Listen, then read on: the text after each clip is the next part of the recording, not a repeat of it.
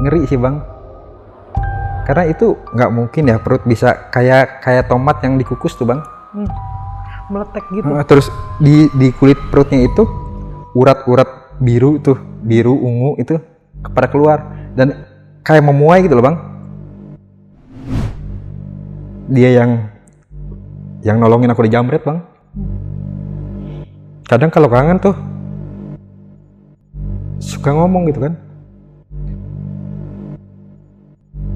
datang gitu kan ke mimpi gitu kan kalau bisa gitu, tapi nggak pernah datang bang, cuma nyium minyak wanginya doang. Jadi dia tuh berdiri di situ tapi ngebelakangin, tapi saat nengok dia nggak sama badannya. Hah? Nggak sama badannya, si lehernya doang. Aduh.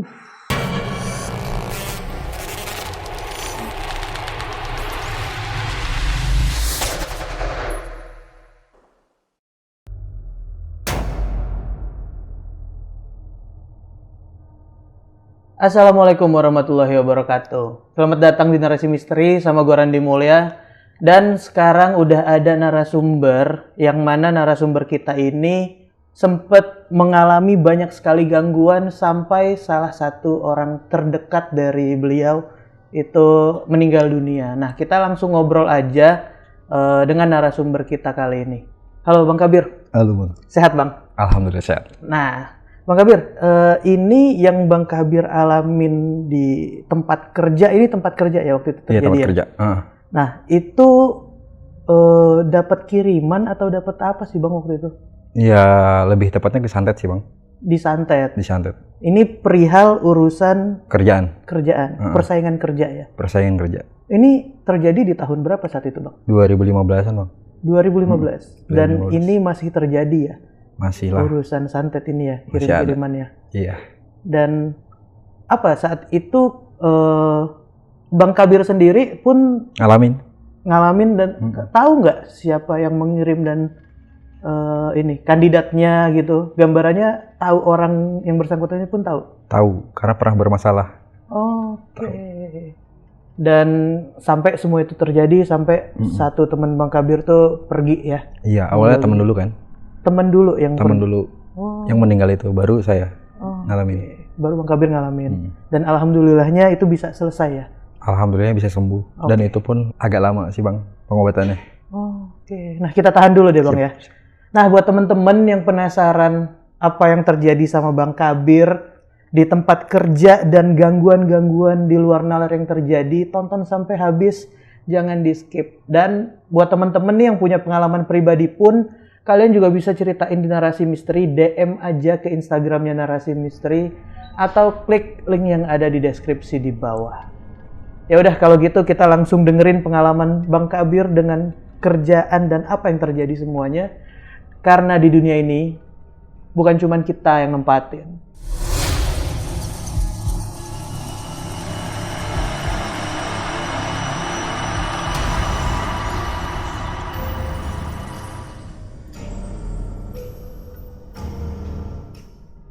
Bang Kabir, saat itu apa yang terjadi di tempat kerjaan dan hal-hal aneh apa yang terjadi, gimana awalnya? Jadi awal mulai tuh gini bang, tahun 2015 kan awal-awal di Jakarta tuh. Nah, kerja di salah satu perusahaan lah ya, nggak mungkin aku sebutin ya bang ya. Terus di situ tuh tahun pertama sih kejadiannya. Jadi aku tuh punya temen, diajak kerja sama temen itu. Itu teman pertama di Jakarta bang, orang Jawa Barat lah, sama-sama dari Jawa Barat. Nah, si temanku itu lumayan lah posisinya bang, baik lah pokoknya gitu kan, makanya sampai masukin aku kerja gitu kan. Seiring berjalannya waktu, nyampe lah 1 tahun. 1 tahun pertama itu aman-aman aja, nggak ada masalah. Temanku tuh kan satu kosan bang. Nah, karena kosan juga dia yang rekomendasiin kan, jadi satu kosan tapi beda lantai. Beda lantai, dia lantai 2, aku lantai 3 bang. Nah dari situ tuh kita makin deket tuh, makin akrab kan, tapi tetep lah masih ada batasan karena kan dia lebih atas kan, lebih posisinya gitu, lebih tinggi. Nah dari situ tuh udah tuh pokoknya sering makin akrab, sering ngobrol segala macam. Ada titik obrolan yang sensitif ke arah teman kerja itu. Nah awal mulanya sih cuek-cuek aja kan, terus temen juga orangnya kan realistis kan, logika banget lah gitu kan. Nggak mikirin ke hal yang kayak gitu bang. Cuman lama-lama kok temen tuh kadang kayak ngigo gitu loh bang. Kalau tidur tengah malam itu. Sampai dua lantai itu tuh sampai suka bangun. Suka kaget gitu. Pada keluar pintu gitu. Karena denger dia minta tolong. Padahal itu ngigo posisinya tidur. Oh ya, aku info itu di daerah Jakarta Pusat ya bang. Kita tinggalnya itu bukan di pelosok Jakartanya, bukan. Jadi di tengah keramaian. Kalau sesuai dengan logika sih aman-aman aja gitu kan. Nggak mungkin ada hal yang aneh-aneh gitu kan. Karena di tengah keramaian. Pas kita tanyain itu ternyata dia ngigo. Kayak ada yang datang gitu. Tapi bunyinya itu ngebom gitu loh bang. Di lantai itu. Dan dia tuh kayak sesak gitu. Itu awal mulanya. Tapi ternyata itu bukan cuma sekali dua kali. Sering didatangin. Jadi orangnya sosoknya itu tinggi besar hitam. Tapi dia tuh kepala itu nggak kelihatan. Jadi pas atap itu kan 2 meter ya. Lantai ke atap itu cuma kelihatan perutnya doang. Berarti kan tinggi banget. Sedangkan itu kosan kan 6 lantai bang. Kita lantai 2 sama lantai 3. Nah, jadi berarti tinggi banget kan. Nah dari situ tuh udahlah. Masih pakai logika. Temanku tuh nggak percayaan hal yang begituan bang. Nah dari situ tuh kan udah tuh nggak ada yang bikin badan kita tuh apa-apa gitu loh bang. Terutama temanku tuh masih normal, masih kerja segala macam. Tapi setelah 1 bulan teror itu tuh bang, yang ada sosok itu tuh, dia tuh suka sakit perut. Awalnya sih ya mah biasa kan, karena kan kita tuh kerjanya kadang malam bang. Malam kan dari jam 9 sampai jam 3 pagi. Nah, pokoknya di salah satu hiburan lah awal di Jakarta tuh. Udah tuh dari situ tuh suka ngeluh sakit perut segala macam. Tapi belum kepikiran ke arah yang negatif. Paling mah gitu, kronis atau apa segala macam. Nah dari situ tuh kita, kalau aku sih udah notice bang. Soalnya mukanya tuh udah beda rawatnya itu. Ya karena kan kita tuh nggak munafik ya, pasti ada lah ya temen yang nggak suka atau apa gitu kan. Apalagi kan dia seorang atasan gitu kan, bisa dibilang atasan kan teman aku tuh. Nah dari situ tuh udah mulai sering sakit perut, terus lama-lama kok tiap abis azan maghrib bunyi itu si perutnya itu katanya suka panas. Awalnya itu suka panas. Nah itu sampai jam 11 malam itu masih bisa tahan. Tapi di atas jam 11 malam itu suka nangis, suka teriak gitu. Karena kesakitan? Sakit. Dan itu perut itu keras bang. Kan perut itu kalau lembek ya, itu sampai keras kayak batu. Nah itu temenku yang pertama itu. Nah dari situ tuh, enggak paling. Dia tuh masih logis lah pokoknya. Nggak mikirin aneh-aneh gitu kan. Terus ya aku sebagai temennya itu kan nggak mungkin diam ya bang ya, pasti nyari cara gitu kan, nyari ustadz lah paling enggak gitu kan, yang bisa bacain doa di air gitu kan. Tanpa sepengetahuan dia aku pergi tuh, tapi cuma dikasih air doa aja. Beli aqua di warung, terus abis itu tuh dibawa ke ustadz gitu kan. Aman, kalau siang aman bang, nggak kenapa-napa. Tapi terjadinya itu kalau abis maghrib, pokoknya azan masjid, ya azan maghrib berkumandang tuh sampai sebelum taharim subuh itu gangguannya. Sampai jungkir balik, nangis segala macam, tetap nggak sembuh. Tapi dia masih logis, masih enggak karena apa-apa katanya. Ini pasti sakit bawaan, karena dia tuh punya penyakit bawaan, mah akut gitu loh. Tapi dia tuh sembuhnya sama bang. Kalau udah dikasih minyak kayu putih, minyak telon, sampai perutnya panas itu baru, itu belum sembuh-sembuh, tapi tiba-tiba ngilang gitu sembuhnya itu kayak gitu. Nah kayak gitu, paling dia tuh mikirnya masih ke situ. Tapi kita tuh, aku sama tetangga yang lain tuh, bukan, ini bukan sakit perut, karena keras bang. Si perut tuh kayak batu dan kembung lagi, kayak orang lagi isi, kayak orang lagi hamil gimana sih bang? Kan besar. Iya, lama-lama tuh kembungnya itu sedikit, tapi lama-lama itu kan cuma bertahan 4 bulan dia. Habis itu kan meninggal kan. Habis itu meninggal gitu. Jadi si bengkak perutnya itu dari kecil, dari kayak orang 2 bulan sampai kayak 7 bulan bang. Sebesar itu? Sebesar itu. Tapi kalau malam doang, kalau siang enggak. Kalau siang sembuh, kempes, rata. Tapi nggak tahu itu kenapa. Di saat dia merasakan sakit di siang, itu kempes? Kempes. Habis maghrib membesar lagi? Iya. Jadi membesarnya pun kayak balon ditiup.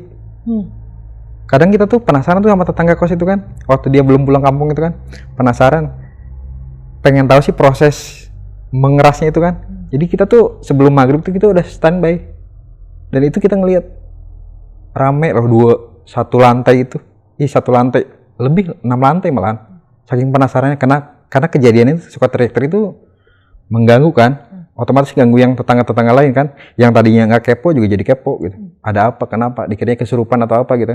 Padahal enggak sadar. Dia nangis tuh sadar. Dia minta tolong tuh sadar. Cuman kan kita nggak bisa nolong. Ke dokter juga nggak ada sakit apa-apa. Nggak kedeteksi? Nggak ada. Kan suka di EKG ya bang ya? Itu nggak ada. Dia tuh minggu ketiga dipulangin.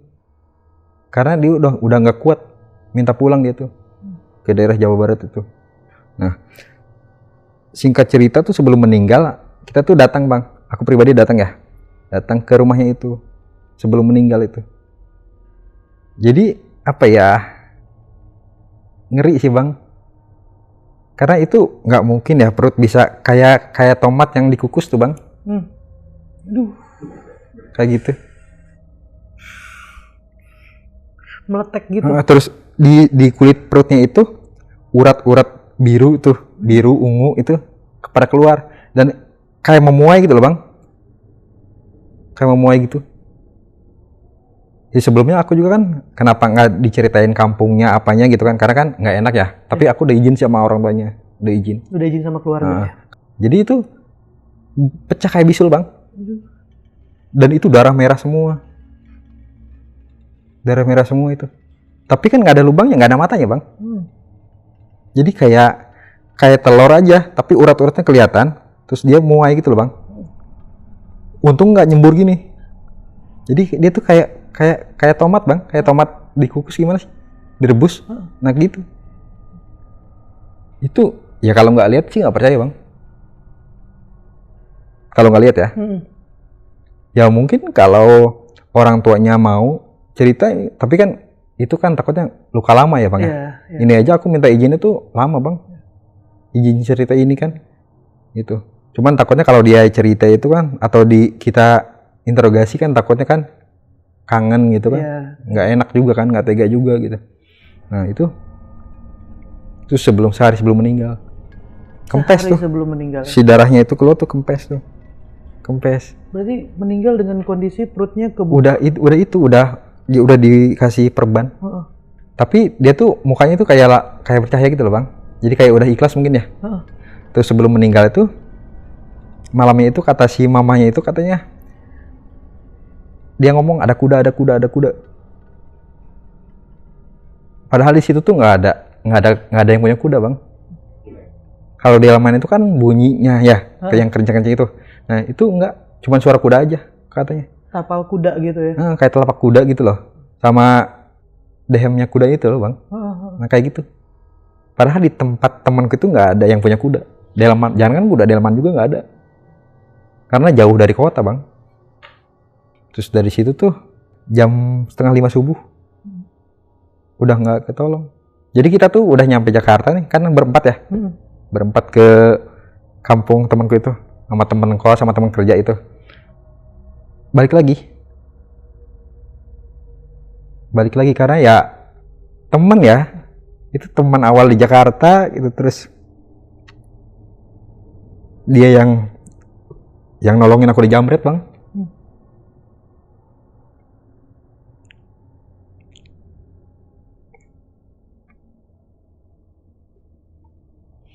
Kadang kalau kangen tuh suka ngomong gitu kan, datang gitu kan ke mimpi gitu kan, kalau bisa gitu. Tapi nggak pernah datang bang, cuma nyium minyak wanginya doang. Padahal minyak wangi itu udah jarang bang, di apa namanya, di refill tuh udah nggak ada. Itu kalau kangen harumnya itu bang, aromanya dia. Padahal aku tuh cuma minta datang, pengen ngeliat gitu loh bang, gimana sih keadaannya tuh, wujudnya sekarang tuh gimana si temanku itu gitu kan. Maaf ya bang. Karena banyak cerita suka dukanya bang sama dia tuh. Walaupun sama-sama cowok ya, tapi apa ya? Ya deket gitu lah bang. Ditolongin dari jamret segala macem gitu. Karena kan perantau ya bang, tapi dia lebih lama gitu. Malam ketiga itu aku baru ngerasa bang. Jadi si kaki itu kayak dingin. Itu masih di rumahnya. Karena kan cuma 4 malam ya. Cuma 4 malam itu. Jadi kita tuh tidur nggak lepas celana. Terus kan nggak, kipas juga mati posisinya. Itu abis tahlilan itu. Jam 10:30 kalau nggak salah tuh. Tapi kan kalau di kampung tuh kan dingin ya bang ya. Sepi, udah cepet tidur gitu kan. Udah pada tidur kalau udah jam 9 jam 10 tuh. Nah itu si kaki itu dingin bang. Kayak dikenain batu es. Bang Kabir doang sendiri yang merasakan? Berdua sama teman kerja. Sama teman kerja tuh berdua. Dingin. Awalnya sih nggak ngeh gitu. Cuman lama-lama kok kita balik badan. Kan tidurnya tuh di ruang tengah ya. Di ruang tengah. Balik badan. Terus temanku juga balik badan. Konek-konekan pakai mata bang. Nggak ngomong. Karena kan itu udah malam ya. Takutnya ganggu yang lain gitu. Takutnya ganggu keluarganya yang temenku itu. Nah terus udah kita maksain tidur aja kan. Nah ketiduran, bangun-bangun 2:30. Dan itu sama bang, tapi posisinya itu kayak ditarik. Tapi kita tuh dengar ada orang minta tolong. Posisinya di situ, tapi kita tuh ngerasanya ditarik bang, si kaki itu dua-duanya. Sama teman juga kayak gitu. Kenapa bisa tahu kan? Endingnya cerita kan, tukar cerita gitu. Tapi kita tuh dengar suara minta tolong bang. Ini nggak tahu suara dari mana. Nggak tahu, cuman minta tolong aja. Tapi jauh suaranya itu bang. Pas malam ke-40 harinya itu, nah baru nyium parfum itu. Itu pertama kali. Setelah dia nggak ada ya.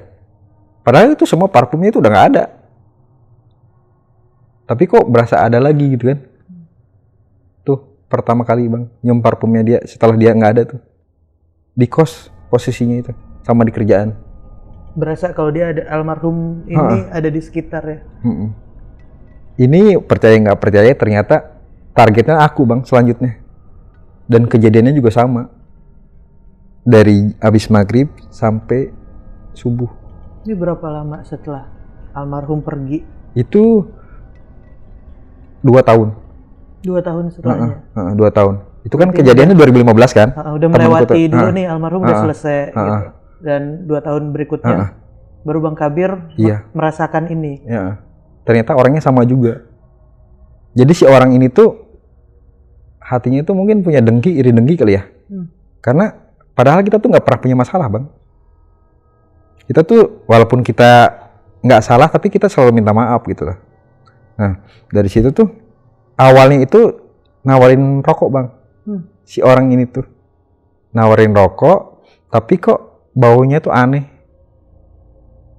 bang, kayak kemenyan gitu lah. Kan rokok tuh baunya cengkeh.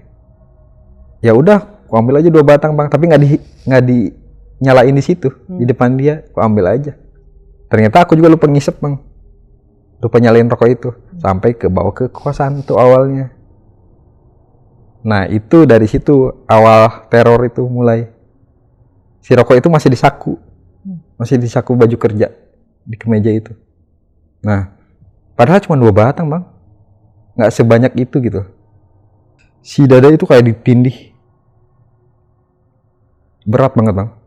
Jadi kaki doang yang bisa gerak. Jadi dari dada ke atas tuh nggak bisa di kasur, nggak bisa bangun. Udah nyoba sekuat tenaga juga. Itu kejadiannya kebangun tidur jam 1:30-an. Ini rokok belum diisep nih ya? Belum. Dan itu masih nggak nyadar. Kalau ada rokok itu ke bawah. Karena kan sibuk bang. Kalau dikerjaan kan boro-boro mikirin yang lain gitu kan. Nah dari situ tuh yang balik lagi ke itu tuh bang, berat tuh yang pertama itu. Nah tiba-tiba itu si kuping tuh kayak budek bang. Kayak budek, nggak bisa ngedenger. Tapi itu si di bawah pintu tuh kan suka ada ventilasi tuh bang. Nah itu di depan kamar tuh ada kaki. Tapi nggak tahu itu cewek, nggak tahu itu cowok. Di depan pintu kamar, di kosan yang sama. Cuman beda lantai kan. Kalau temanku lantai 2, aku lantai 3. Nah dari situ, itu awal pertamanya. Nah besoknya tuh pas mau ke toilet, baru sadar itu ada rokok. Terus tiba-tiba tuh kayak nge-recall gitu loh bang. Wih ini rokok dari si ini. Ngapain gue bawa pulang? Langsung pokoknya langsung connect ke temenku itu. Sayang itu nggak dibakar, malah dibuang ke tong sampah. Nah di depan kosan itu ada tong sampah besar. Tempat tinggalku tuh tempat dunia malam loh bang. Jadi nggak, kalau dipakai logika itu nggak mungkin. Pasti abang tahu lokasinya kok, di Jakarta Pusat. Nah dari situ itu yang pertama. Yang kedua itu tuh singkat ceritanya tuh, jadi kayak sama kejadiannya, perut juga panasnya tuh panas dulu awalnya bang. Kayak dikasih apa tuh ya, air panas di botol. Nah kayak gitu bang, ditempel di perut. Awalnya kayak gitu. Terus kayak hitam gitu loh bang, kayak kebakar si perut itu. Tapi kalau siang balik. Tapi di satu titik sebelah sini aja atau? Aku sebelah kiri. Oh, nggak keseluruhan ya? Enggak. Sebelah kiri. Jadi kayak orang hamil tapi mencong bang. Tapi enggak, kalau yang kanan enggak. Tapi ketarik doang kulitnya kan. Nah kalau temanku sebelah kanan, maaf. Kalau aku proses 3 bulan, hampir 4 bulan bang. Sampai ini membesar itu berapa lama dari? 2 minggu kalau aku bang. 2 minggu dari awal kejadian ketindihan tadi? Iya, 2 minggu itu. Dari ketindihan itu ya. Nah terus dari 2 minggu itu tuh baru kok sama gitu. Tapi aku tuh nggak bisa itu bang, nggak bisa minta tolong gitu lah. Jadi aku tuh ngeliat orang tuh bawahnya tuh emosi gitu. Jadi kalau ada tetangga ke kamar tuh kayak ngapain sih gitu. Jadi seolah-olah mungkin nggak boleh ada yang nolong kali ya, logikanya gitu kan.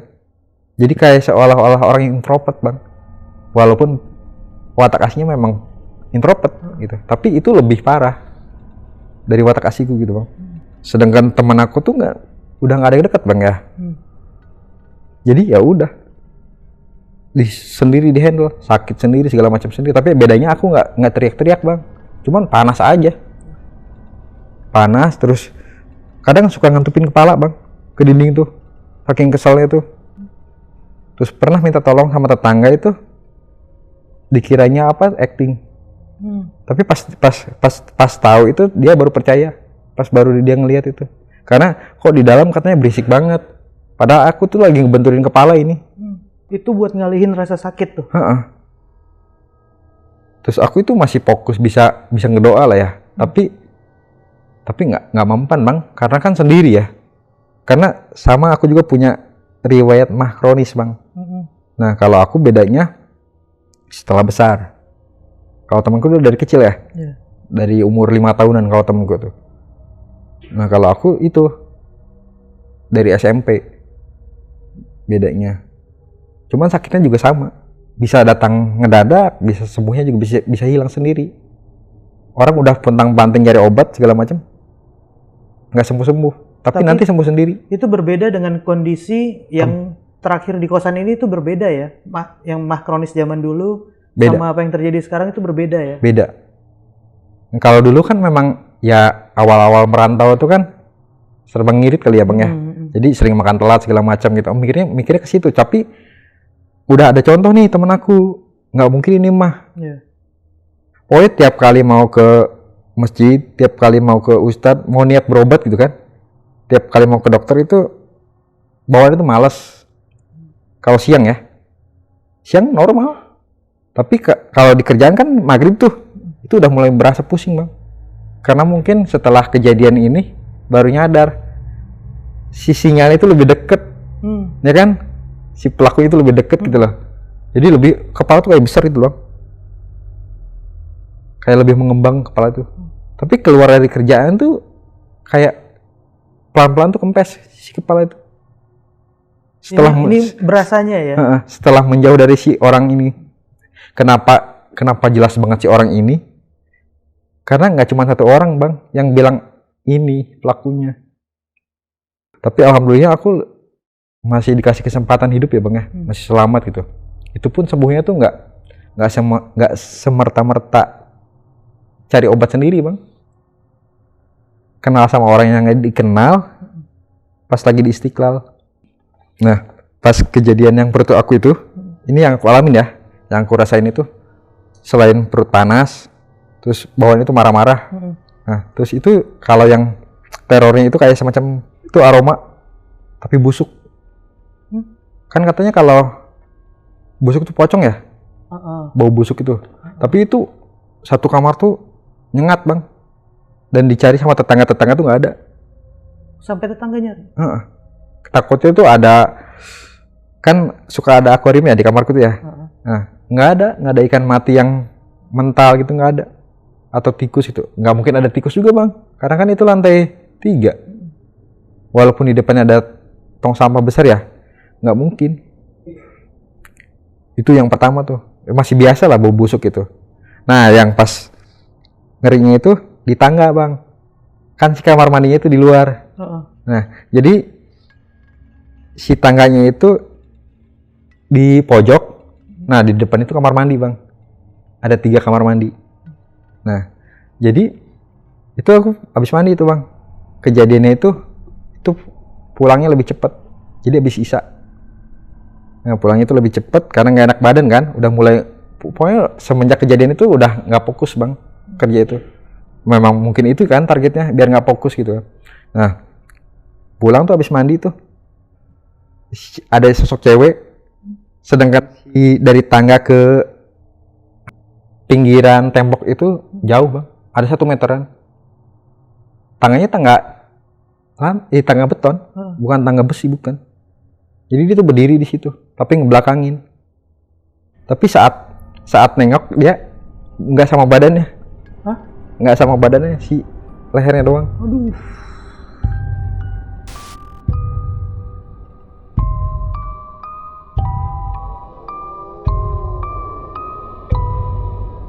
Nah itu gue balik lagi ke kamar mandi bang, nutup pintu, ada setengah jam.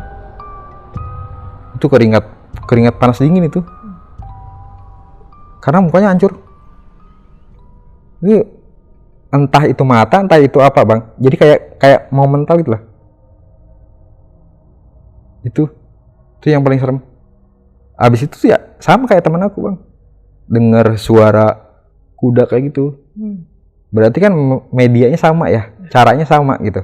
Cuman ya itu bedanya, kalau teman aku kan genderuwo ya. Nah kalau aku cewek, yang paling mengerikan itu sama didudukin dada itu. Itu. Seberapa sering ngeliat sosok cewek ini bang? 2-3 kali. Untung itu nggak pernah masuk kamar bang. Ternyata aku punya sesuatu bang, bukan dari kampung itu ya, tapi dulu kan di Kalimantan ya, ada sesuatu yang dia nggak berani masuk. Nah setelah ditelusurin ya, tapi sekarang udah dibuang karena kan nggak bagus juga kan ya. Takutnya ada dampak yang nggak bagus gitu kan. Dia tuh ternyata nggak bisa masuk, makanya dia nampakin di atas tangga itu. Padahal itu cuman sekat temboknya itu 2 meter, tapi kecil bang, nggak mungkin orang berdiri di situ. Dan yang lebih ngerinya itu dia nengok tapi kepala doang geser, badannya nggak ngadep ke sana, ngadep ke tembok. Nah di samping tangga tuh jemuran baju bang, jemuran baju kan nggak mungkin itu. 1 lantai itu 10 kamar bang, 1 lantai kali 6 lantai. Besar ya, bangunannya besar ya? Besar, bangunan baru sih, cuman mungkin kan nggak tahu ya. Kalau logikanya mungkin nggak tahu itu bekas apa gitu kan, tanahnya atau apa gitu. Tapi kalau bukan pakai logika ya itu kiriman orang, biar neror gitu kan. Itu sih yang paling serem. Nah sampai pada akhirnya tuh aku tuh pengen jalan-jalan bang, maksain naik busway lah ke Istiqlal. Itu jalan aja. Ini kondisi masih sakit? Kalau siang enggak. Oke. Karena itu posisinya asar bang, pas lagi libur. Jadi jalan tapi nggak ada tujuan bang. Mungkin udah takdir kali ya. Jadi stop lah di Juanda, stasiun Juanda. Kan itu deket tuh, ada halte busway-nya juga kan. Iya. Nah di situ bengong aja. Tapi aku tuh fokus mau masuk situ tuh bang, ke Istiqlal itu mau masuk. Tapi agak berat langkah kaki tuh kayak maju mundur gitu loh bang. Nah mungkin memang godaan kali ya, tapi ya ngelawan, masuk tuh, itu pun kayak masuk apa ya, beda dunia, atau mungkin karena tempat suci kali ya, masjid kan. Itu yang dirasakan seperti itu ya. Jadi kayak ngebus gitu loh bang. Nah, berarti kan kayak lu masuk nih ke tempat ini gitu kan, kayak gitu. Ngerasain kayak di dimensi yang berbeda gitu. Ya? Jadi tapi lebih aman gitu. Nah tapi sebelum masuk ke situ tuh berat aja, kaki itu nggak mau gitu loh, kayak nolak gitu loh. Di situ pun nggak sholat bang, malah duduk di pelataran kayak bengong gitu loh. Nah sadar-sadar pas ditepuk sama orang yang nggak dikenal itu. Dia cuman ngasih aqua bang, yang kecil, yang 500 itu. Yang 300 ya, yang kecil yang segini gini. Ya. Nah, segitu. Nah, dikasih itu aku cuman bengong aja. Bengong bukan berarti curiga ya, atau mau dihipnotis atau apa. Cuman nggak kenal gitu loh bang. Dan apa ya? Kayak katanya sih mataku tuh merah bang. Kata si bapak itu, kan bapak ya, usianya tuh udah 40-an lebih lah, hampir 50. Nah, cuman dia bilang gini, ingat denger dia tuh ngomong apa. Jadi kayak masih disegel kok, aman, minum katanya. Terus udah dibuka tuh, saya yang buka. Terus dia bilang gitu, bentar ya katanya. Dia tuh gini nih, di botol aquanya itu, nggak tahu kan. Cuman saya tuh rebut gitu loh bang, tapi dia nahan sebentar kata gitu. Nah, tangan dia tuh nahan gini, kan saya sebelah kirinya dia. Nah, dia gini. Mungkin baca doa kali ya. Cuman saya tuh bawaannya tuh pengen ngerebut gitu bang. Nah dari situ tuh agak dikasih minum itu tuh kayak itu bang, kayak lemas badan tuh, lemas. Kan posisinya duduk bang di pelataran itu, yang kalau puasa itu tempat buka bersama ya. Nah di situ, yang terasnya luas itu. Yang outdoor juga ya, yang outdoor kebuka itu ya. Lantai 2 ya. Nah di situ posisinya duduk, tapi lemas bawaannya tuh bang, kayak nggak ada tulangnya. Sama si bapak itu, coba istighbar katanya. Udah wudu belum katanya, udah sholat belum? Nggak kuat, ya udah nggak usah dipaksa katanya. Itu akhirnya diminum, dihabisin katanya. Tapi sisain sedikit katanya. Saya minta katanya. Habis sisa sedikit itu tuh nggak bilang, langsung diketanganin, langsung diginiin, langsung digituin. Nggak bilang maaf, nggak bilang apa. Nah itu antara panas dingin bang, yang dirasa ya pas air itu di sini itu, pokoknya panas dingin lah, campur aduk. Yang dari situ tuh singkat ceritanya kenalan, ngobrol, dari mana katanya, tinggal di mana. Oh deket pak di sini. Itu udah enakan badan bang, udah bisa duduk tegak lah gitu kan. Tapi si bapak itu bilang katanya, enggak, aku bukan nanya kamu katanya. Si bapak itu bilang, aku bukan nanya kamu mas katanya. Lah, posisinya itu kita berdua bang, yang lain pada jauh. Kan banyak di pelataran ya, banyak orang, tapi pada jauh lagi foto-foto. Enggak, aku nanya bukan mas katanya. Mas diem aja ya katanya. Terus dalam hati, kenapa bersuara ya? Kalau nanya bukan aku gitu kan, logikanya kan gitu kan. Nah tuh mulai nggak percaya tuh aku, mulai pakai logika kan. Ini orang gila kali ya gitu kan. Udah mulai sembuh akal sehatnya gitu loh bang. Nah terus dia bilang gini kan, yang aku inget tuh, ngapain ngikutin gitu ya. Yang aku inget tuh, tapi dia tuh halus bang suaranya, nggak kenceng kayak bukan nanya kamu mas gitu gitu. Padahal kan ini tempat suci ya bang, kan logika juga main. Apaan sih gitu kan, kok ngelantur gitu kan.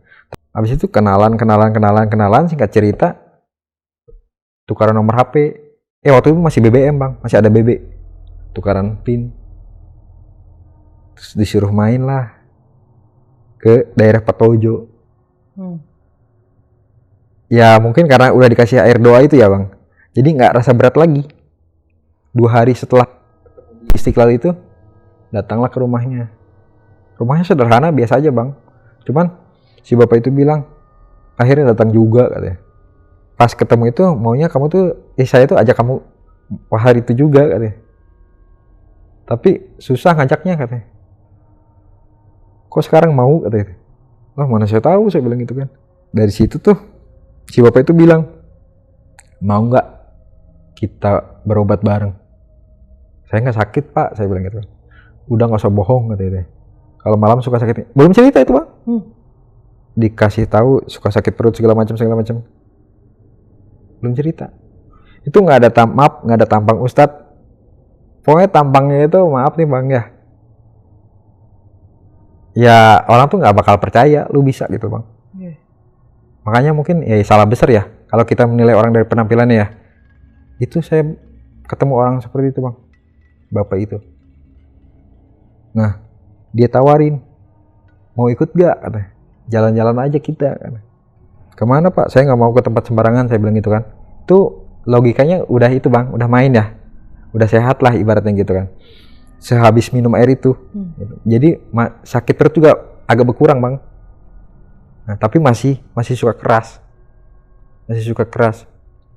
Nah dari situ ikut aja katanya, aman kok. Naik itu busway, turun di Kalideres, dari Kalideres baru naik itu tuh bang apa? Kayak elf. Nah di tengah perjalanan ketiduran.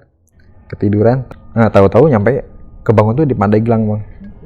Saya kira tuh di mana ya, di kampung mana? Karena kanan kiri sawah bang. Kanan kiri itu sawah. Nah dari situ tuh udah nggak usah banyak nanya katanya. Karena mungkin dia udah tahu kali ya. Saya mau nanya di mana itu kan. Udah nurut aja ya katanya. Aman kok aman katanya. Saya bukan orang jahat gitu. Ya udah tuh. Turun dari elep itu dijemput tuh sama 2 motor. Mungkin udah kontak-kontaknya kali ya si bapak itu tuh. Dijemput, nyampe lah di rumah bilik. Itu saya mikirnya bukan ustadz atau bukan orang pintar ya bang ya. Mikirnya rumah biasa gitu. Ternyata yang keluar tuh ustadz. Tapi kakek-kakek. Cuman takut aku bang. Ngeliat itu takut. Kenapa? Ya takut aja. Jangan kan, jadi kan ini jalan. Nah rumahnya itu 700 meteran. Cuman aku tuh udah takut. Dari hati ada yang gak enak aja gitu. Udah takut. Saat itu ya. Mungkin bukan aku kali ya yang takut tuh. Nah, terus si pintu itu udah kebuka bang. Sebelum kita nyampe itu tambah takut lagi. Aku sampai itu bang. Kayak anak kecil gimana sih bang? Kayak anak kecil gitu kan. Si bapak itu narik. Ayo nggak apa-apa katanya. Udah kamu tinggal di sini aja katanya. Apa? Ngomong ke belakangku. Nah, padahal kan aku cuma berdua bang. Nah si motor itu udah parkir. Yang jemput kita tadi tuh. Nah udah tuh dari situ tuh dipaksa tuh setengah diseret karena kayak anak kecil bang yang nggak mau diajak gitu, yang nggak mau ikut gitu. Nah setengah diseret tuh nyampe itunya langsung itu bang kayak kapas disiram air, rontok nyampe di terasnya, udah langsung nggak duduk nggak apa, sepatu juga belum dibuka langsung lemes. Udah tuh digotong, seingat aku ya digotong tuh sadar tapi nggak apa ya bang, dengar yang ngomong itu dengar ngomong apa gitu, cuman itu bukan aku bang yang nyahutin. Bahasa Sunda tapi kasar. Itu lama bang, hampir 3 bulan aku berobat juga karena kan nggak satu pengobatan langsung sembuh bang. Dan itu pas aku dipegang sama si kiai yang kakek-kakek itu nangis jerit bang. Padahal nggak diapa-apain tuh. Nggak diapa-apain, cuma dipegang doang. Nggak tahu apa. Cuman yang aku inget tuh suaranya tuh ganti-ganti. Ada kakek-kakek, ada nenek-nenek. Tapi di akunya tuh bang berat gitu loh bang. Di akunya tuh berat. Di badan aku itu. Aku tuh denger mereka tuh ngomong apa. Yang di aku itu kasar ngomongnya. Yang si bapak itu halus. Itu sampai badanku tuh basah keringat, entah itu air atau apa ya, disiramin atau apa gitu kan, dari air doa gitu kan. Pokoknya udah kuyup aja bang, basah. Aku tuh dilahun sama perutnya si bapak yang ngajak aku itu bang, yang orang Cideng itu, ya orang Petojo, itu selama 3 bulan berobatnya kayak gitu bang. Dan keluarga aku nggak ada yang tahu di kampung. Karena pernah ada satu momen ya bang ya, maaf aku cerita sama mamaku, tanggapannya ya nggak enak gitu. Padahal kan seorang anak cerita itu kan, apalagi aku di rantau ya bang ya. Selama ini aku di rantau. Ini orang tua di mana saat itu? Hah? Orang tua saat itu ada di salah satu kampung ya bang ya. Di kampung lah. Oke. Di kampung gitu. Cuman aku tuh ibaratnya apa ya bang, ngadu ke orang tua itu kan biar dapat solusi gitu kan. Ini kena gini gimana nih gitu kan ibaratnya. Karena kan udah ada kejadian nih, teman yang pertama itu meninggal kan. Mau aku tuh ya ibaratnya, ayo kita ke ustadz atau ke orang pintar gitu, minta air gitu kan, minta doa gitu kan. Karena kan ibaratnya mama kan jauh gitu kan dari kamu, nggak mungkin nolongin gitu kan.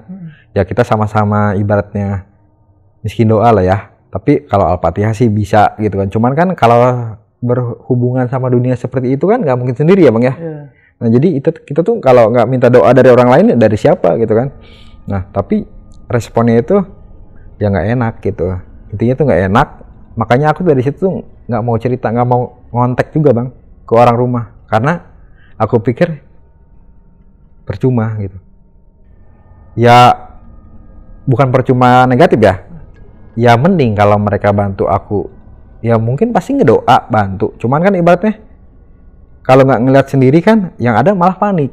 Ya kan? Zaman itu kan zamannya BB, video WA juga baru mulai kan. Nah, terus aku juga belum update lah gitu kan. Nah, dari situ aku pendam sendiri bang selama sakit itu. Karena ya pernah cerita juga, masa sih ada yang kayak gitu? Ya ada gitu. Awalnya percayalah apa yang Bang gitu. Kabir ceritain itu. Nggak percaya gitu kan, karena malah ya kamunya harus bisa nitipin diri. Padahal kita pribadi, aku pribadi tuh nggak salah pun aku minta maaf bang. Takutnya ada kata-kata yang nyinggung gitu kan. Nah tapi kan hati orang nggak ada yang tahu bang. Lu seiri apa, sedengki apa sama teman kerja lu ya kan? Mungkin ya lebih ke maru kali ya bang ya. Jadi si bos itu nggak pengen terbagi perhatiannya ke karyawan lain gitu. Nah dari situ ya udah aku pendam sendiri. Jadi ya ada masalah sekecil apapun, sebesar apapun ya aku telan sendiri bang. Nggak ada cerita ke orang rumah ya? Nggak ada gitu, karena ya udah tahu tanggapannya kayak gimana gitu kan. Nah satu itu mungkin positifnya aku juga mentalku jadi kuat gitu kan. Nah jadi kalau cerita ke teman juga kan tahu sendiri ya temannya bang ya. Ada yang peduli, ada yang enggak kan. Jadi lebih baik ya udahlah pendam sendiri aja gitu. Kecuali teman-teman kos. Teman kos juga ada kok yang saksinya, yang masih hidup gitu kan. Tentang kejadian ini gitu loh bang. Jadi dari situ udah selama 3 bulan pengobatan itu ya bolak-balik ke daerah Pandeglang sana. Berarti nggak full nginep di sana ya? Nggak, karena kan sambil kerja bang. Kalau nggak gitu kan ya emang sih bapak itu nggak minta bayaran, cuman kan ibaratnya kita juga tahu diri lah bang ya. Tahu terima kasih gitu kan, untuk yang ngucapin terima kasih lah gitu kan. Cuman sehabis pengobatan itu kayak apa ya bang, sama orang Cideng itu bang, kayak ngilang tadi ya? Sama Petojo itu kayak ngilang itu. Malah aku datang ke tempat si bapak itu tuh katanya nggak ada bapak ini katanya. Hah? Nggak ada. Padahal jelas-jelas aku inget patokannya itu di situ gitu. Disamperin ke rumah yang tempo hari nggak ada? Nggak ada. Salahnya aku cuma sekali. Yang 2 hari habis dari ketemu di Istiqlal itu, salahnya aku ke rumahnya cuma sekali. Sisanya pengobatan ke Pandeglang. Ke Pandeglang. Dan itu pun sama dia ketemunya tuh di Kalideres. Tapi selalu sama dia? Iya, selama 3 kali itu. Orang ini nggak ada nanya ke warga sekitar, nggak ada? Nggak ada, aku sampai nanya. Patokannya aku masih inget bang. Sampai sekarang ya, aku masih inget. Kadang aku penasaran tuh ke daerah Petojo ya, yang Tomang.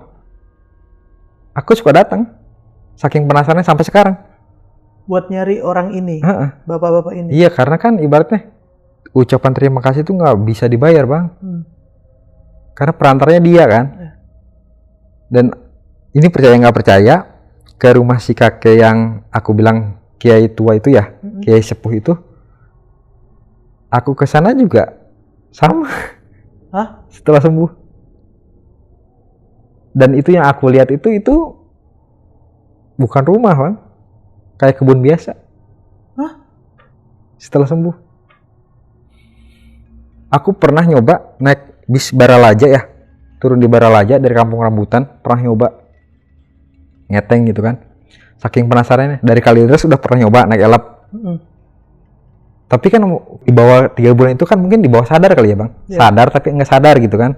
Pas aku tuh 2 kali tuh nyoba bang ke situ, 2019 sama kemarin 2023. Niat aku tuh pengen mandi bersih gitu loh bang, masih ada yang kotor nggak gitu kan. Gitu niat aku tuh.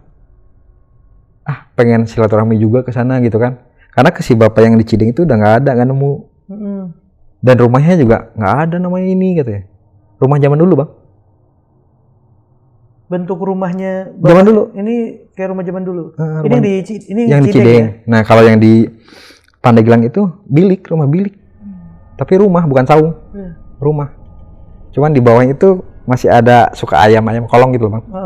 Agak panggung dikit. Panggung dikit. Tapi nggak bisa masuk kita. Kalaupun masuk merayap kita. Ya, panggung yang nanggung gitu ya.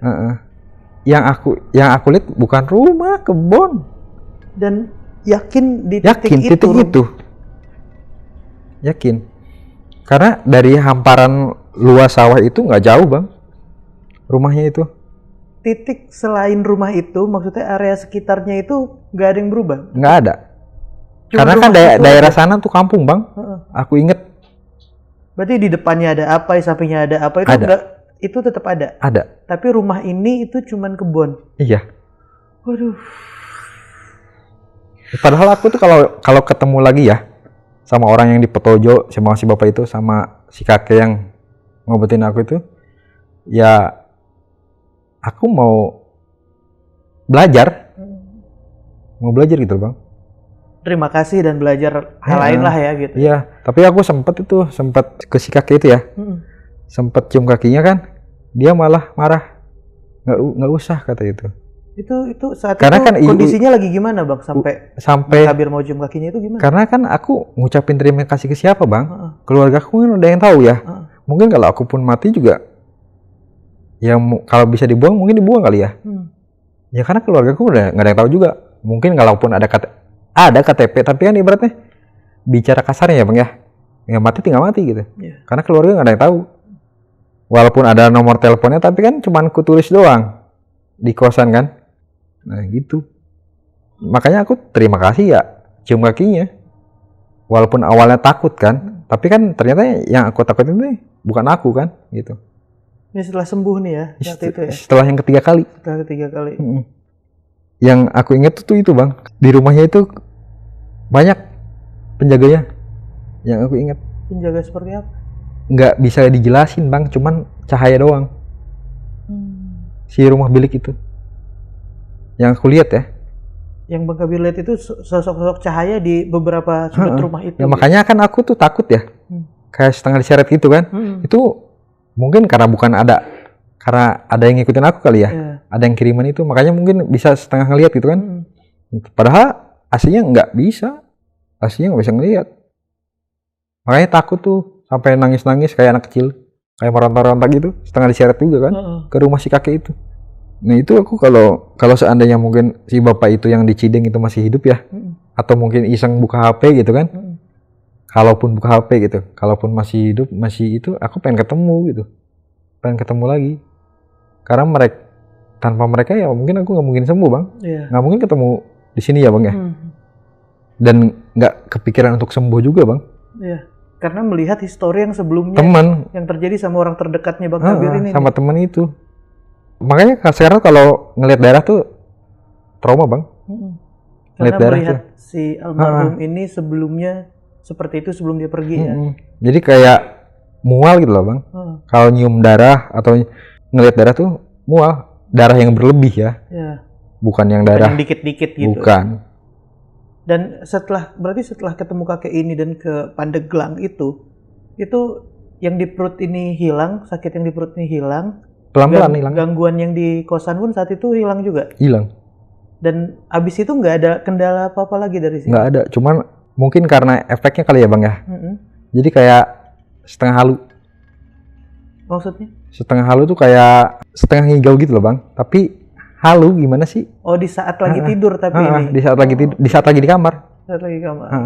Terus kalau kita udah mau lupa mau tidur, udah mau lelap gitu lah. Kayak sekurang, ya kenapa? Ada apa? Gitu kan. Oh. Dan kencang ketukannya, ngetok pintu. Tapi pas dibuka nggak ada.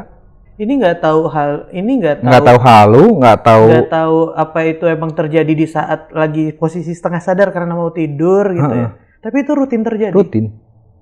Ada sebulanan kalau itu ngetok pintu. Yang ngetok pintunya. Tapi kalau yang merasakan ada apa yang mungkin kalau Bang Kabir tadi melogikakannya itu sebagai halu ya. Cuman ini kan nggak tahu kebenarannya ya. Kalau itu masih terjadi terus-terusan atau cukup 1 bulan itu aja? 1 bulan. 1 bulan itu aja? Abis itu nggak ada lagi? Nggak ada. Nah, karena abis itu juga kan memutuskan untuk pindah kan. Karena disaranin kan sama si kakek itu kan. Coba cari tempat yang bagus gitu ya. Tapi saat itu masih kerja di tempat yang sama juga? Masih. Masih. Kalau pindah kosan dan masih kerja di tempat yang sama? Nah sekarang tuh apa sih namanya? Kan suka papasan tuh sama teman itu tuh. Kayak sini kayak memperlihatkan gitu loh. Ini lo gue gitu. Kayak gitu loh bang. Nah setelah berobat itu. Dan itu pun jadi dia tuh mungkin kok bisa lu masih hidup gitu. Ya. Kayak gitu loh bahasa matanya itu. Cuman kan kenapa bisa ngomong kayak gini? Karena kan tatapannya tuh udah kok lu tatapannya gitu banget gitu. Kalau otomatis kan kita tuh ngertiinnya begitu. Berasa lah ya. Berasa begitu kan? Dan sikap orang itu berasa. Karena ya. Temen deket kita sendiri yang nyata loh gitu kan. Dari tatapan lu tuh udah bisa membicarakan, udah mengatakan gitu loh bang. Kok lu bisa masih hidup gitu? Dengan tatapan sinisnya itu loh. Nah anehnya itu. Padahal dia punya target dan sebelumnya itu berhasil dari targetnya ya. Iya. Terus aku dari situ tuh apa ya? Kayak keluarga. Tuh mutusin juga lama bang. Keluar nggak ya? Gitu. Terus pernah minta di cabang lain gitu kan? Kan banyak cabangnya ya perusahaan itu. Katanya nggak usah di sini aja. Ternyata si bos juga kena. Tapi bedanya kayak pengasihan gitu loh bang. Jadi kalau ke bos itu nggak untuk mematikan. Terlihat seperti dianya baik terus gitu ya. Itu. Jadi seolah-olah orang itu baik gitu loh. Jadi ngebaikin dia terus. Nih si bos ini tuh. Padahal kita tuh udah pada tahu. Karena teman kerja juga saksinya banyak bang. Dan ini terlihat sama semua orang. Dari orang ini sikapnya seperti apa itu terlihat sama karyawan lain pun melihat itu ya. Iya. Dan kejadian aku sama teman aku tuh teman kerja juga tahu. Nggak cuman katanya. Pada megang, pada ngelihat gitu loh. Sama mata kepalanya sendiri gitu. Kecuali kalau nggak ada yang tahu ya. Mungkin itu bisa ngarang, bisa apa gitu kan. Cuman ya susah sih bang kalau dunia hitam ya. Nggak ada saksi ya, nggak ada bukti yang konkret gitu kan. Kecuali kalau dia lagi datang ke dukun. Dan itu pun belum tentu bisa dibilang benar gitu. Kecuali melihat dengan mata kepala sendiri ya. Kecuali ngintip gitu kan ya. Kejadian lagi apa gitu. Dari situ. Walaupun ada ya kalau sekarang nih mungkin di zaman sosial media saat ini nih, walaupun ada video tentang apa yang terjadi tentang ilmu hitam, itu pun kita kan nggak bisa menelan itu dengan mentah-mentah gitu. Harus diteliti kan? Iya. Kayak gitu. Makanya dan setelah ditelusuri ya bang sedikit ya, si teman ini tuh ternyata nggak asing sih daerahnya. Asalnya orang ini. Asal mulanya nenek moyangnya dari mana gitu. Makanya ya sebenarnya sih semua daerah tuh sama aja ya. Cuman kan terkenalnya daerah orang ini tuh seperti itu. Makanya maaf ya bang, mungkin karena Allah kali sembuhnya aku ya. Tapi kan perantaranya karena orang itu ya, si kakek itu, orang yang di Pandeglang itu. Makanya lawannya itu mungkin seimbang. Ya kan bang ya? Pernah dengar kan? Daerah Kulon itu kan hebat-hebat gitu kan. Ya sebenarnya sih perantaranya mereka gitu ya. Cuman kan hakikatnya Allah juga kan bang ya. Ya bersyukur juga bang. Diketemuin sama orang ini dan dikasih jalan untuk disembuhkan lewat orang ini. Lewat si kakek itu gitu. Cuman sayangnya itu nggak bisa ketemu lagi. Dan ini bukan Bang Kabirnya yang nggak usaha untuk bertemu dengan kakek ini, tapi emang udah dicari. Udah 2 kali. Dan 2 kali pun dan sampai ke sana lagi itu nggak bisa ditemuin ya. Dan karena ini hal yang salah satu nggak bisa dinalar juga ya kenapa? Nggak bisa Bang, karena aku tuh dari Bararaja tuh sampai nyoba ngojek Bang, terminal Bararaja, sampai ngojek, Bang pelan-pelan ya, bukan sombong ya Bang ya. Nanti aku tambahin ongkosnya, aku bilang gitu. Tapi pelan-pelan, aku mau detail. Ingat-ingat titiknya di mana. Tapi aku ingat itu di situ. Itu 2 kali loh Bang, dari Kampung Rambutan 1 kali, dari Kalideres 1 kali. Dan itu titiknya tuh bener. Dan di Petojo pun sama. Si bapak yang pertama kali di Istiqlal itu sama. Cuman ini halu atau gimana sih? Jadi kan mikirnya tuh mungkin jangankan yang nonton ya. Walaupun yang nonton juga nggak percaya, wajar gitu. Karena yang ngalamin juga, kalau yang di Petojo itu sering Bang. Minggu kemarin juga kalau lewat Tanah Abang pasti penasaran. Ini bener nggak sih rumah ini nggak ada gitu loh. Si bapak ini nggak ada, bener nggak sih? Gitu. Masih heran ya. Karena ya balik lagi kalau logika ya nggak mungkin. Dan sampai sekarang sebenarnya kalau harapan mau ketemu dengan dua orang ini, 2 sepuh ini ya masih pengen ya. Pengen. Cuman kenapa itu nggak ada, itu yang nggak ngerti, dan gimana kemana harus nyarinya juga gitu ya. Pernah kepikiran apa harus tidur di Istiqlal biar ketemu lagi gitu. Ya, buat nyari ke akarnya gitu ya, dari gitu. akarnya lagi. Karena kan ketemunya di Istiqlal ya. Di pelataran itu, ketemu itu di situ gitu. Awal mulanya itu di situ gitu. Nah, nanya sedikit tentang di cerita awal tadi ya, tentang si teman si almarhum ini nih, salah satu orang yang dekat sama Bang Kabir nih. Itu berarti di saat Bang Kabir ke sana itu dengan kondisi yang sebelumnya emang udah parah ya? Udah parah Bang. Itu berapa lama dari dia di kosan sampai akhirnya dia dibawa pulang ke kampung? 3 minggu. Di kosan itu 3 minggu tuh, dari mulai gejala sakitnya tuh Bang. Nah minggu ketiga dia sakit udah nggak kuat itu ya itu dibawa pulang. Sampai 3 bulan tuh di kampungnya. Iya, 3 minggu juga itu udah itu Bang, badan itu udah kurus. Udah nyusut gitu loh Bang. Jadi prosesnya sebenarnya cepet dong cepet Bang, itu instan. Kayaknya itu ilmunya top. Oh iya memang bener kan top. Tempat daerahnya terkenal Bang.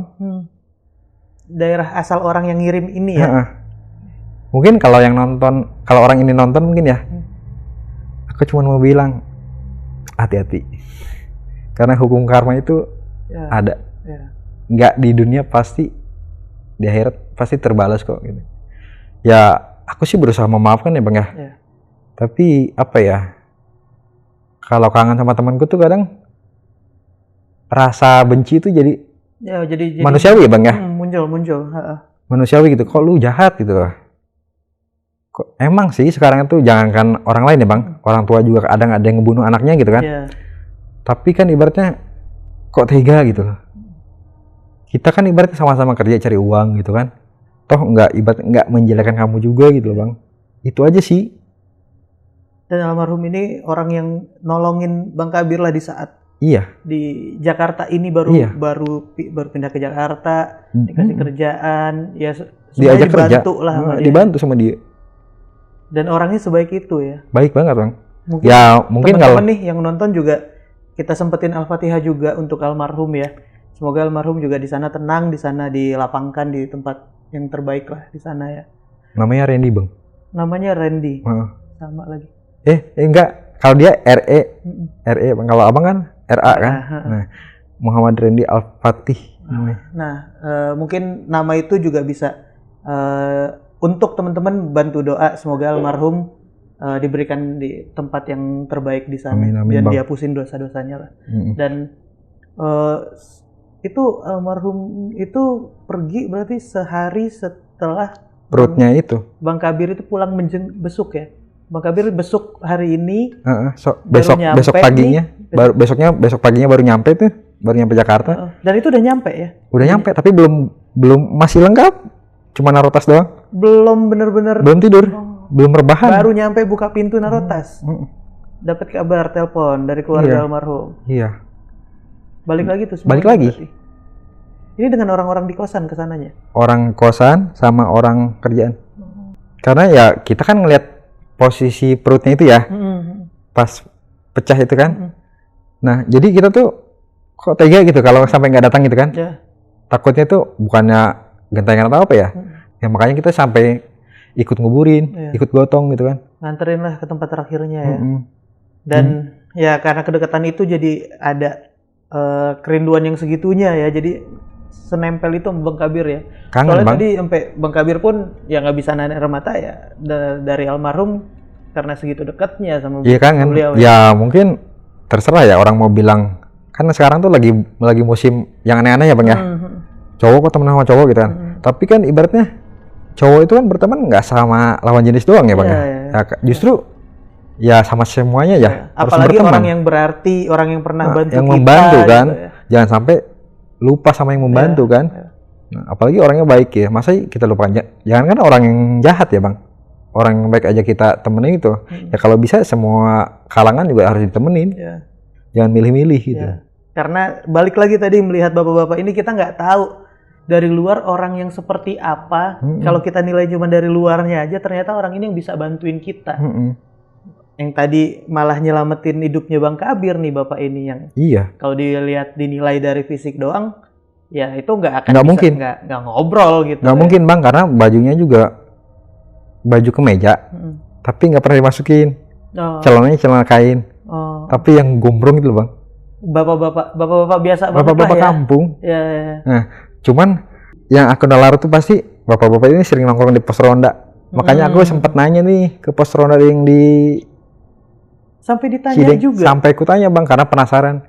Makanya kalau seandainya si bapak ini nonton ya, atau memang masih hidup atau kalaupun seandainya bapak ini bukan orang, ya apa ya, ucapan apa yang pantas untuk beliau ya kan? Ya waktu ke rumahnya ada anak istrinya. Ada anak istri? Ada. Oh keluarganya komplit pun? Ada, cuman anaknya satu ya kalau nggak salah. Ya masih kecil. Dan mudah-mudahan juga buat bapak tersebut nih dengan baik hati. Yang mana kalau di sini kan benar-benar nyelamatin Bang Kabir nih. Iya. Mudah-mudahan terus diberi kesehatan lah ya kalau emang kalau memang masih ada gitu kan ya. Kalau memang nonton gitu kan. Ya pengen ketemu Bang. Cuman kalau masih ada umur ya. Yang heran kenapa warga sekitar pun bilang nggak tahu tentang bapak ini, apalagi keluarganya ya. Aneh ya Bang, nggak masuk akal. Padahal keluarganya ada saat itu. Ada. Ini banyak banget hal-hal janggal yang nggak bisa kejawab Bang. Iya, yang nggak kejawab ya sampai saat ini ya. Abang juga mungkin bingung ya. Atau mungkin pasti abang atau penonton juga pasti mikirnya ngarang ini. Gitu. Tapi kan jangan kan kalian.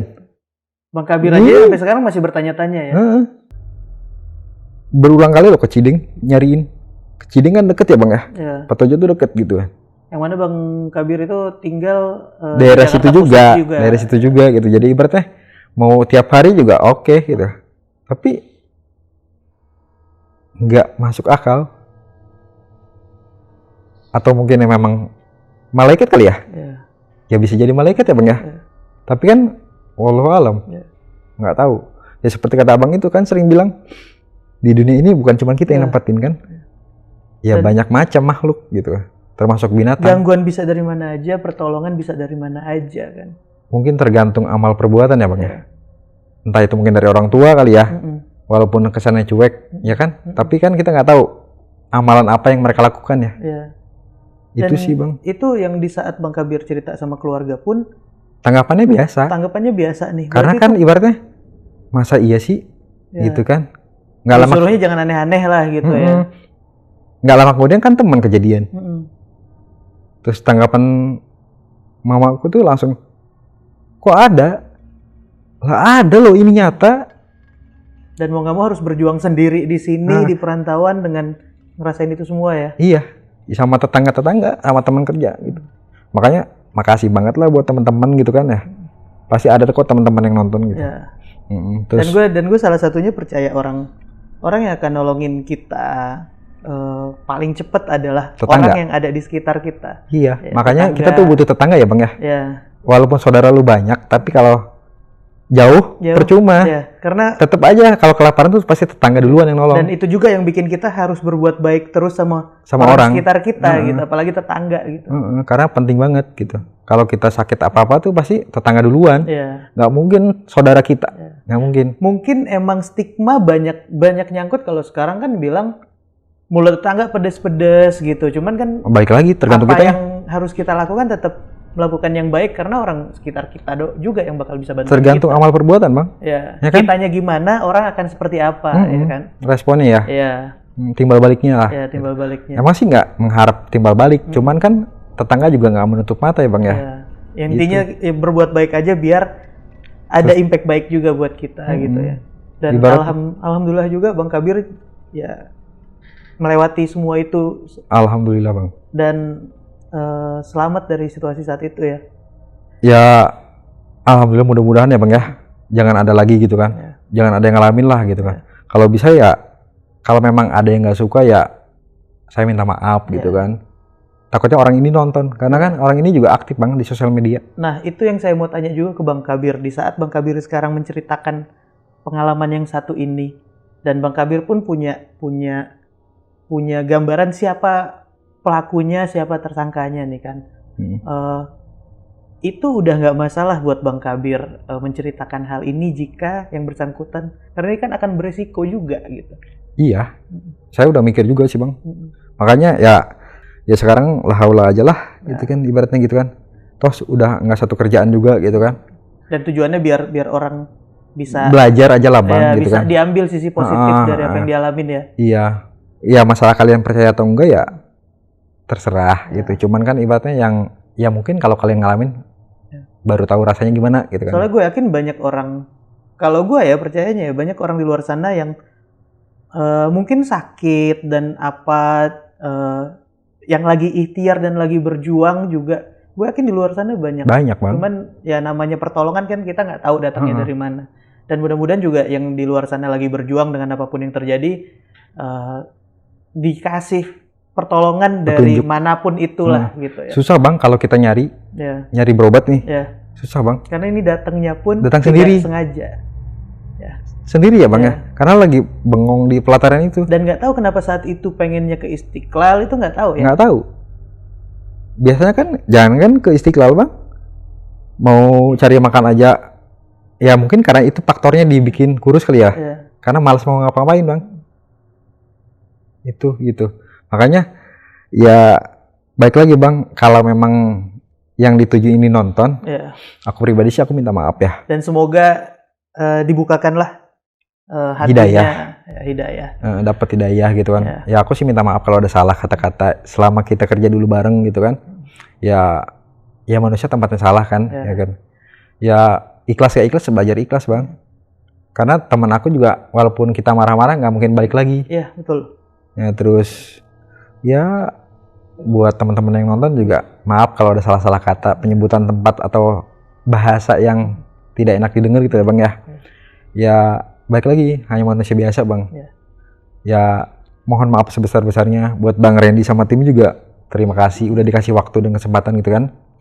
Semoga dari pengalaman Bang Kabir ini pun bisa diambil sisi positifnya, dan mungkin hal-hal yang tidak berkenan dan lain-lainnya mohon dimaafkan, gak usah diambil atau apapun lah gitu. Cuman di sini tujuannya kan hanya ingin sharing, berbagi pengalaman, berbagi apa yang Bang Kabir alamin, dan mudah-mudahan ada sisi positif yang bisa diambil.